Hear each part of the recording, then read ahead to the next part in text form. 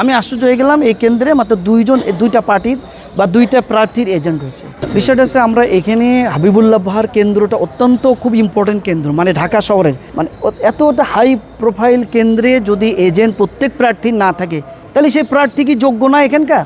আমি আশ্চর্য হয়ে গেলাম, এই কেন্দ্রে মাত্র দুইটা পার্টির বা দুইটা প্রার্থীর এজেন্ট হয়েছে। আমি জিজ্ঞাসা করলাম আর কই এজেন্ট, কয় আর আসেনি বা দেয়নি বা ঢুকতে দেয়নি বা এটা আমরা জানি না, কিন্তু আমাদের আশা যে প্রত্যেক প্রার্থীর এজেন্ট থাকবে। যদি 8 জন প্রার্থী থেকে তা 8 জনের এজেন্ট থাকবে। আমরা মাত্র 2 জন পাইছি। আমরা ভোট দিতে আসলাম, প্রথম ভোট আমি দিছি, 1 নম্বরে আমি প্রথম দিলাম। এই জন্যে আমাদের আশা ছিল যে একটা মানে প্রার্থী থাকবে, যে কয়জন প্রার্থী মানে 8-10 জন তো এজেন্টই থাকবে, তাহলে আমাদেরকে সবাই জাস্টিফাই করতে সুবিধা। আমরাও দেখলাম যে না আমরা শিওর জেনুইন ভোটার, তারাও দেখলো। এই জন্য আনন্দ আরও ভালো লাগতো আর কি, যদি সব এজেন্ট থাকতো। এটা আমাদের ঈদের মতো আনন্দ মনে হচ্ছে। আমরা ঈদে যেরকম আনন্দ করি, আমাদের যে ভোটার অধিকার করলাম, এটা হচ্ছে ঈদের থেকেও বেশি আনন্দ মনে হচ্ছে।